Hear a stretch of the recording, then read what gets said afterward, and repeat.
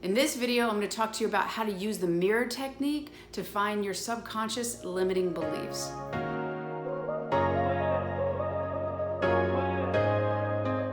Hey guys, it's Abby and welcome back to another video. So some of you might find this video a little bit hard to take and to believe in. So I'm going to do my best to give you the tools and to help you expand your reality and your awareness of what's really going on and how you can maximize what you're currently experiencing and shift it into what you prefer to experience. So basically, let's start with a mirror. So if I were in front of a mirror right now, imagine this camera is the mirror. So if I were to wave, what I'd see as a reflection, and in my camera I can actually see it, is a reflection of my hand waving. So I'm waving it here, right? So if I did not like that, if that really frustrated me and I wanted to change it, you might think of me a little bit unusual if I were to go to the mirror, the actual mirror, and try to change what I'm seeing. Because it's quite obvious that the origin of things is me, is the hand. So all that's happening in the mirror is it's reflecting what I'm doing. So if I wanted to see a change in the mirror, what would I do? I'd make a change in what my hand's doing. Even just another shift, that's a change. It changes the reflection. Going up and down, grabbing motion, closed fist motion, all of those were changing the reflection that I currently was seeing. It's obvious that I would not go to the mirror. It's obvious and just completely simple that I am the origin of what is being reflected. Why am I telling you this? What I'm telling you this is because right now, the world that you're living in, your current reality, is simply a reflection of your internal world. I know, the gasps. It is true, and I'm going to try to show you a little bit deeper on how that is and how you can maximize like I told you. So what if I were to tell you that, let's imagine first somebody who makes you really upset, somebody who makes you really angry, or when you see them, you interact with them, no matter how hard you try, they just frustrate you. You find them so irritating. Why are they like this? Well, what if could it be that they are reflecting a part of you that you actually are? That all they're doing is reflecting you back to you so that you can see yourself and ultimately grow and evolve. Just sit with that.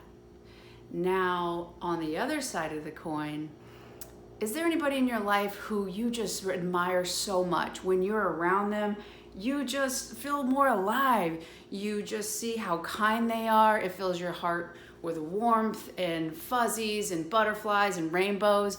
You just respect them so much. You think they're an incredible writer. You think they're an incredible gifted speaker. Whatever it is, there's somebody out there that you really have these very positive, strong feelings for. Now, could it be possibly that this person is reflecting back to you your own energy? A part of you is being reflected back to you through them, and that is what you're seeing. That is why in both of those situations, the harder, heavier, the hard emotions of anger, and again, they're just as intense, happiness and respect and admiration.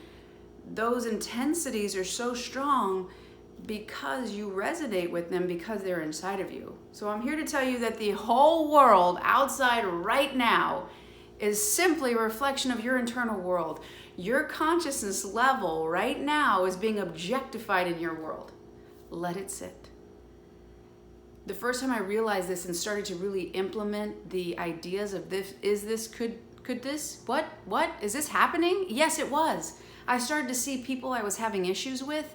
I asked myself, how am I doing this? Where in my life am I acting like this to me? Just the same in other areas. Wow, this feels so lovely. This person is so kind to me. How am I doing this to myself? And it really started to change the way I saw reality and myself, and helped me to understand my current subconscious beliefs and how, if I wanted to change them, if I wanted to change in that outside reality, the only way to do it was to change my internal world. So why would this happen? Why would we come across people, this irritation, right? That's the biggest one. It's because we love feeling the love feelings. We love finding people we respect and that are kind and treat us well. And ultimately, we want all of our situations to be like that. But there are these situations that come up that are less than pleasant, that are frustrating. They bring you to anger. You wish they didn't exist. Why does that happen? Well, one of the things you have to understand is fragmentation. What is fragmentation?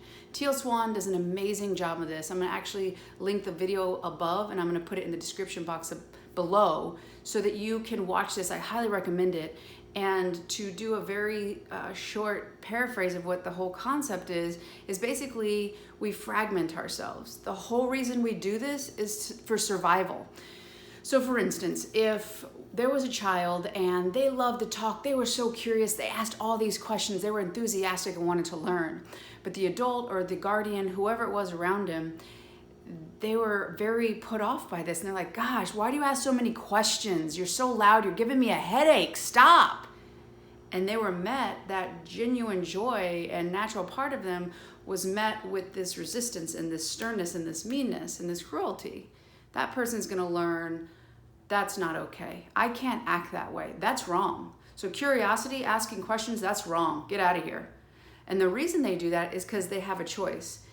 As a child, if you need to fit into your original culture, you have to act within those rules. So if there's this outlier, which is in this case curiosity, something too much questions, talking too much, whatever it is, and this basic unit doesn't see the value in that and they say no, then you have a choice. You basically either are alone, and in a survival as a child, you need to fit in with your basic survival structure, which is your parental units or your guardians, whatever it is, with those of you out there. So the choice is go off on your own and risk not being able to make it because you're a kid, or you reject that part of yourself to fit in with this part. So Teal Swan talks about that's fragmenting. We block ourselves off and we crack from that essence of ourselves to fit in over here because ultimately we need to survive. This other thing, it's kind of like cutting the fat, like we don't need that. What happens is we forget that was part of us. So we fragment from it, thinking that we've cut it off from ourselves, which is impossible. It's a natural part of ourselves. And we go on in life. Well, we were shamed into fragmenting from that. So what do we do in return? When we see that behavior, our internal shame busters are basically saying, oh, wait, you're asking questions? No. Because inside we're saying we can't do it. So we look outside in the world and say, no, you can't do that. That's wrong. You can't. Whoa, stop with the questions. Why are you so annoying? All we're doing is reflecting something that already happened to us.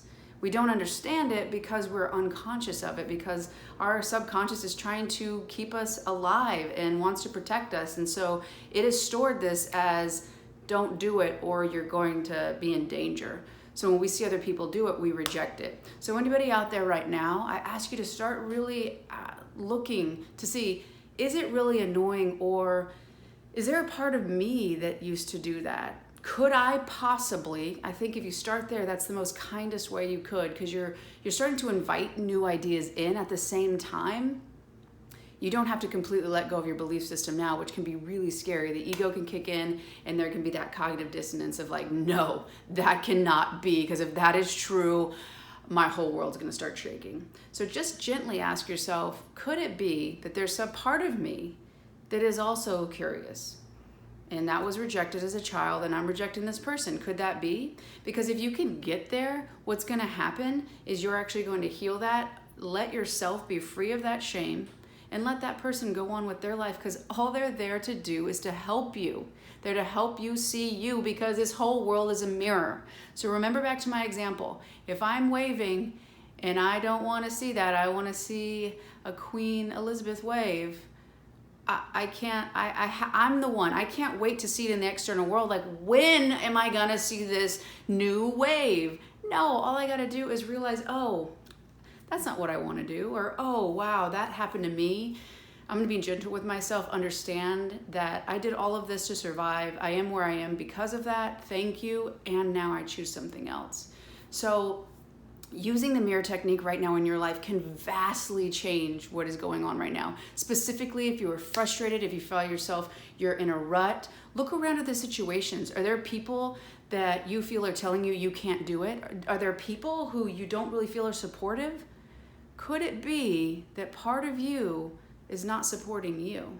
Could it be these people who abandon you and reject you? Could it be that you're rejecting yourself and you abandon yourself for the sake of somebody else? When you start really asking yourself these questions, when you start using your external reality as a mirror to help you evolve, to help you get to a higher consciousness level, a higher awareness level, your life will really simplify. No, it doesn't make it easy, but it simplifies it because it gives you more of the power, you more of the control, even though we don't really have any control, but we can control our ability to really dig in and stop blaming other people. When you blame somebody else, you're giving them the power because there's nothing you can do. This person did this to me. But if you're saying, oh, I can see how I'm participating in this, then you get to bring that power back to you. Then you get to choose how you want to use those resources and what changes you do or don't want to make. Because it doesn't really have anything to do with them. It's supercharged emotionally because of your interaction with it from the past. So, and I encourage you to remember always, whatever you're seeing outside is a reflection of you inside. And if you want to see a change out there, the very first thing you have to do is change your internal world. It's as simple as when you look in the mirror every morning. If you want your hair out of your face, you've got to be the one to sweep it back. If you want to smile, smile. If you see a frown, if you want to frown, frown. But if you want to smile, you can't wait for something outside of you to make the change on your own world.